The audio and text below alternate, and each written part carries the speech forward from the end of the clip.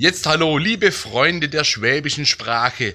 Heute erkläre ich euch mal, was das schwäbische Wortle Big bedeutet. Aufpassen! Jetzt guckt mal. Fangen wir mal mit der Taste an. Da kann ich ganz genau verdeutlichen, was ein Big ist. Ein Macke. Ein Macke ist auf Schwäbisch ein Big. Die zweite Taste an, die hat schon ein wenig My Big. Die ist aber immer noch neuwertig, die hebt nur bei, ja. Und jetzt haben wir da eine, die ist schon ein bisschen stärker angegriffen. Die ist schon richtig verbickelt, wie man da sagen wird.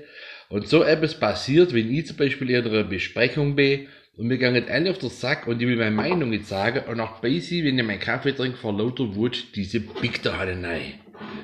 Und die sind gefährlich für den Nächsten, der die Tasse nimmt. Der kann sich nämlich da dran gewalttätig sein Gosch verschneiden.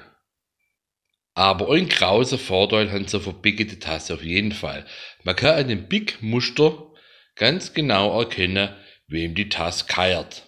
Gehört die jetzt dem Big Daddy oder der Big Mama? So, jetzt haben wir wieder etwas Neues dazugelernt und machen es jetzt so wie ich. Wenn ihr wichtig sind, beißen nicht auf eine Tasse rein. Ihr habt gesehen, es geht ruckzuck ein Haufen Big. Bis zum nächsten Mal. Macht's gut. Tschüssle.